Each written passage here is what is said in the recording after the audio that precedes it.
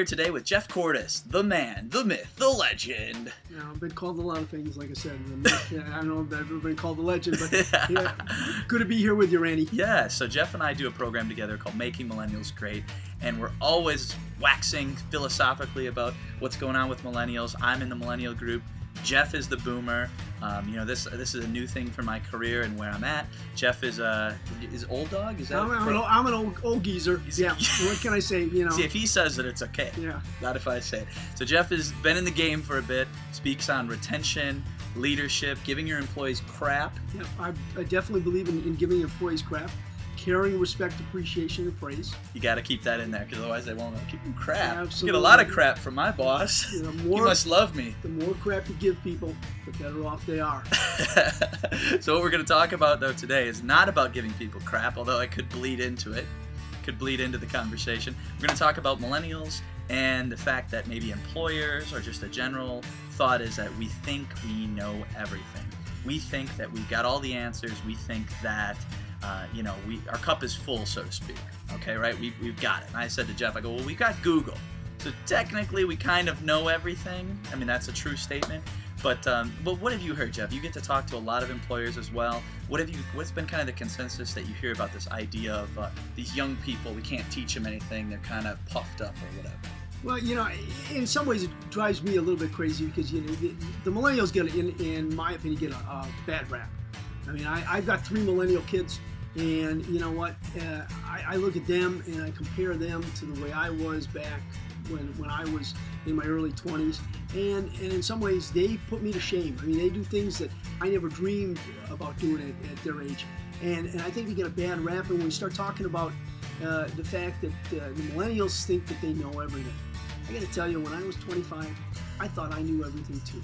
I mean, I remember one boss telling me I had all these great ideas on how to retain talent, and he looked at me and he said, Jeff, he said, forget fancy fads, focus on the fundamentals.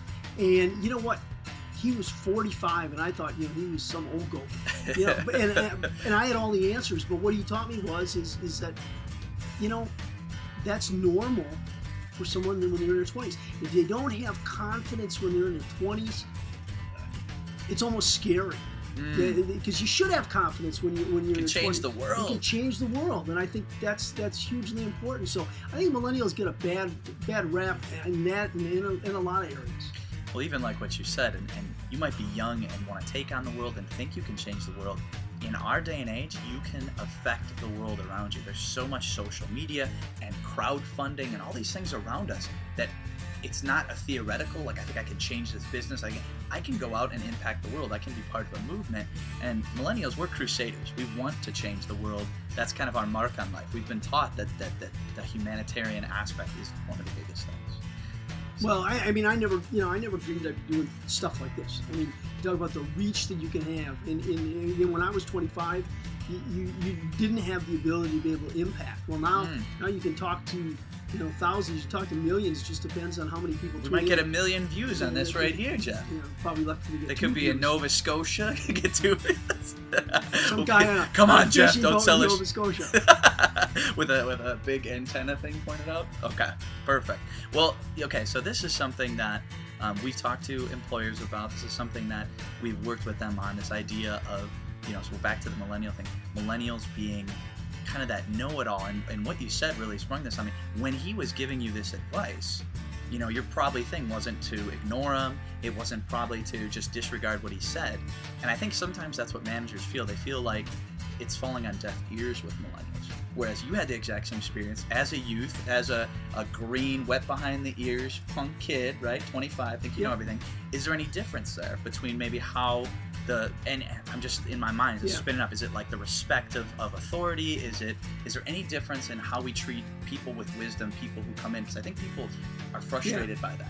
Well, I think young people look at things a little bit more skeptically, and that speaks to the knowledge and the access to information they have. You can access information that we didn't have, so you almost had to rely on that wisdom. Whereas you can talk to Siri, you can punch something in Google, and Siri, how do I manage people better? Right, and you'll have an answer. Whereas Right. in my era, that wasn't the case. You had to look to people who had more experience, and you sought people like that out because you realized that that was one of the ways that you, or in some ways, almost the only way that you could grow, unless the organization you were with had some sort of training program or leadership development program. And so you had to seek that out. Whereas now you can get so much information. You go into YouTube. You can find out how to do anything How to on fix YouTube. anything. Right. That's what I'm using YouTube Right. for. Fix anything, or you've got a problem at work. Someone's dealt with it. Someone's dealt with it, and they're willing Share to it talk. too. And they're willing to talk about it on YouTube. You know what? That is a great point of why people might not trust, because that's like, oh, I'm getting information from one person when I could ask the whole world what they think and get a multitude of opinions from maybe who they perceive or respect more, right?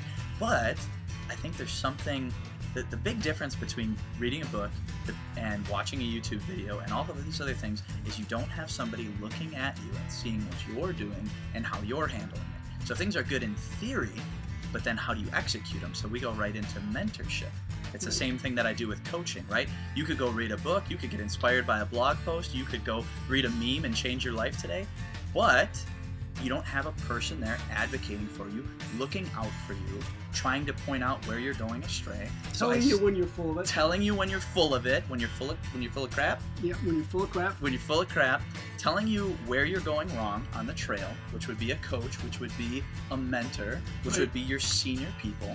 So I don't think mentoring can ever go away because, and I actually heard this recently, kind of a great idea, but if someone could like follow you around with a hovering camera, maybe 20 years from now, and mentor you from afar, but until we're there, until like robots are following us around with cameras, you need a real person. Right. You need a mentor. You need somebody in the higher up of wherever you're trying to achieve to go, well, why are you doing that? Versus just, this is the best principle I read and that's what I'm going to do. But you don't know your situation. It's not customized for you.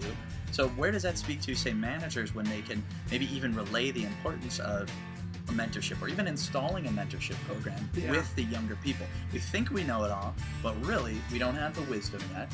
That comes with age. So what kind of thoughts do you have about that as far as mentorship aspect? Mentorship, or even for millennials, for younger people, maybe what they should seek, or how a business could bring that in or offer that? I think from a business perspective, I don't think that we do enough of it. We hear, frankly, talk's cheap. We hear a lot of businesses talking about growing millennials and mentorship, but we don't have mentors like we used to. One of the problems that I see is that a lot of the people that are my age are retiring. And it's a problem. We need you in the workforce. It's a problem because if organizations aren't doing any leadership training or training of people, and then you've got all these geezers are leaving. Early retirement. Other than going to YouTube, they're not going to have that opportunity to be able to learn and grow. So I think organizations need to consciously look at setting up mentorship programs and getting involved in the process, as opposed to just saying, oh, well, these kids don't listen. Well, you got to give them someone that they can listen to and that's willing to teach them and take them under their wing, because it is an issue of patience. I mean, I look at the folks that mentored me. They were, trust me, they were incredibly patient. And organizations have to consciously mentor people, seek people out who are willing to do that, because not everybody is a good mentor. I mean, I was just blessed that I had the right folks at the right time, and it worked. But we have to do this consciously, and I think that's one of the biggest mistakes that organizations are making right now. Okay. Well, last point, and then we'll close it out for today, but I know we talked about this, and it goes along with mentorship, is where is the training with, and I could comment on a few things I've heard on this, but where's the training with millennials? I mean, sometimes people are complaining, skill gap, we talked about that. I just read a great review of thousands of managers, and most millennials and people coming out of college feel that they're ready. They feel that they're capable, they've got all the skills. The their Generation Xers, the boomers who are thinking about them coming in and hiring them, do not feel as confident as we do. They feel like there's a gap in basic social skills. Is that real? Is that conjecture? It's hard to say. Is that just a pervasive myth? But they definitely feel like our generation is underprepared to take the reins and to move over. So what, besides for mentorship, what can we do with training to maybe close that skill gap and quit all the complaining about it? Well, I think when I look at the skills gap, one of the things that I do in addition to working with organizations on employee retention is I work as a headhunter. And I see this occur all the time, that organizations want every box checked. And then unless someone's got every box checked and can do absolutely everything that they want, they won't hire them. They'll say they're not qualified. And back in the day, dinosaurs, when dinosaurs roamed the earth, what used to happen is organizations did a lot more training, bring people in. Yeah, they'd have basic core education, and we would train them. And you hear, oh, they're not trained. But our technical schools are better than they ever have been. We're cranking kids out of tech schools, and they're more prepared than folks used to be when they hit the workforce in a lot of respects back in my day. And maybe that's part of it. You just dawned on me. Maybe they think, well, they've been to school for 4 years. I don't have to train them on basic professionalism and basic email etiquette and appropriate dress attire. And whereas they used to be like, okay, hey, you just came out of high school, you're just a young pup, I know you know nothing, I'm going to give you all this information.